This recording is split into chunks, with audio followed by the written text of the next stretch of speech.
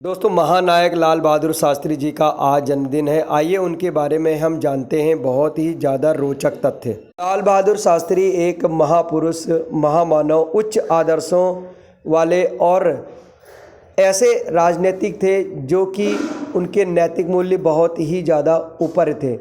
कठोर साधना से जीवन जीने वाले लाल बहादुर शास्त्री, जिनके बारे में आज हम लोग जानेंगे। लाल बहादुर शास्त्री का जन्म 2 अक्टूबर सन 1904 को वाराणसी, उत्तर प्रदेश के मुगल सराय में हुआ था। इनके पिताजी शारदा प्रसाद श्रीवास्तव एक अध्यापक थे। अल्पायु में ही इनके पिता का निधन हो गया था। तत्पश्चात परिवार का सारा दारोमदार उनकी माताजी श्रीमती राम दुलारी पर आ गया। यह बहुत ही स्वाभिमानी प्रकृति के व्यक्ति थे। एक बार यह अपने दोस्तों के साथ मेला गए। तत्पश्चात मेले से वापस आते समय इनकी जेब में पैसे नहीं थे, तो इन्होंने अपने दोस्तों से कहा कि आप लोग चलो, मैं आगे आऊँगा। और यह कहकर वह एक बहुत बड़ी नदी को तैरकर पार करके आए, लेकिन उन्होंने अपने दोस्तों से इस बारे में कोई बात नहीं बताई। इतने स्वाभिमानी थे हमारे लाल बहादुर शास्त्री जी। गांधी जी के आह्वान पर सन 1921 में असहयोग आंदोलन में यह कूद पड़े। बीए की परीक्षा इन्होंने काशी विद्यापीठ से प्राप्त की थी और उसके बाद अपने नाम के आगे बीए की बजाय शास्त्री शब्द लगा दिया। कांग्रेस से जुड़ने के बाद प्रथम कार्य उन्होंने हरिजन सुधार का कराया और उसके बाद लोक सेवा संघ के आजीवन सदस्य बन गए। तत्पश्चात वह इलाहाबाद कांग्रेस कमेटी के महासचिव चुने गए। सन 1930 से 36 तक वह कांग्रेस के अध्यक्ष भी रहे तथा संगठन को मजबूत बनाने में महत्वपूर्ण कार्य किया। उनकी संगठनात्मक क्षमता और कार्यकुशलता से वह बड़े बड़े लीडरों की श्रेणी में आ गए। सन 1940 में वह 8 बार जेल गए। तत्पश्चात उनके परिवार की आर्थिक स्थिति काफ़ी खराब हो चुकी थी। में प्रधानमंत्री जवाहरलाल नेहरू ने उन्हें कांग्रेस का महासचिव बनाया। तत्पश्चात भारतीय गणतंत्र लागू होने के बाद उन्हें रेल मंत्री और परिवहन मंत्री बनाया। सन 1952 में आरियालूर रेल दुर्घटना में को अपनी नैतिक जिम्मेदारी मानते हुए उन्होंने रेल मंत्री के पद से इस्तीफा दे दिया। सन 1956-57 में संचार एवं परिवहन मंत्री उनको बनाया गया। इसके पश्चात वाणिज्य और उद्योग मंत्री बनाया गया। साल 1962 में भारत चाइना के बीच में युद्ध हुआ और इस युद्ध में भारत को हार मिली, जिससे जवाहरलाल नेहरू का स्वास्थ्य काफ़ी बिगड़ गया और उनकी तबीयत निरंतर खराब रहने लगी। वर्ष 1964 में जवाहरलाल नेहरू की डेथ हो गई।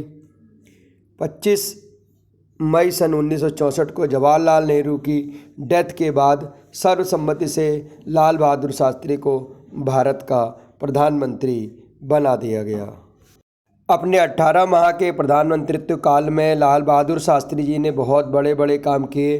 भारत पाकिस्तान युद्ध में भारत को जीत मिली और पाकिस्तान को करारी हार मिली। इसके बाद रूस ने मध्यस्थता की। सन 1965 में ताशकंद गए और उस समय पाकिस्तान के राष्ट्रपति अयूब खान थे। इनके साथ ताशकंद समझौता हुआ।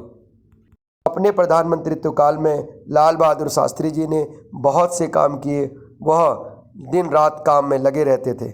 ऐसे महान व्यक्ति का निधन 11 जनवरी सन 1966 को स्लो पॉइजन के कारण अकस्मात हो गया। पूरे देश में शोक की लहर दौड़ पड़ी, क्योंकि ऐसे महान पुरुष का निधन देश के लिए बहुत बड़ी हानि थी।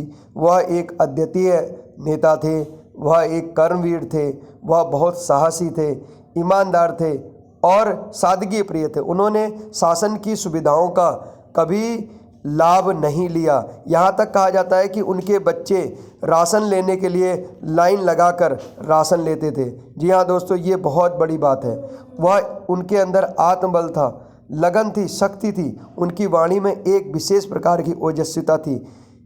मुगल सराय से निकलकर गरीबी से पढ़कर इतना आगे बढ़ना, जहाँ पर पिताजी की डेथ हो गई हो, और पढ़ाई को आगे बढ़ाना, पढ़ाई को इतना ऊपर तक ले जाना और उसके बाद राजनीतिक यात्रा करते हुए उत्तर प्रदेश से निकलकर पूरे भारत के प्रधानमंत्री बनना, ये अपने आप में दोस्तों बहुत बड़ी बात है। लाल बहादुर शास्त्री जी के जीवन से हमें बहुत बड़ी प्रेरणा मिलती है।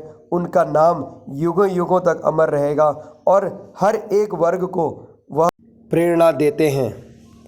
उनका रेल मंत्री पद से इस्तीफा देना नैतिक मूल्यों को दर्शाता है। आज की राजनीति में ऐसे नेता बहुत कम दिखते हैं जिन्हें सत्ता का लालच ना हो, जो देशभक्ति की भावना जिनके अंदर कूट कूट कर भरी हो। आज की नेताओं को उनके जीवन से प्रेरणा लेनी चाहिए कि नैतिक जिम्मेदारी क्या होती है। सत्ता का जो लालच लेकर ये नेता बैठे हुए हैं, उनको उनके जीवन को बार बार देखना चाहिए कि ऐसे व्यक्ति हमारे देश में रहे। ऐसे महान अद्वितीय नेता के जन्मदिन पर हार्दिक बधाई।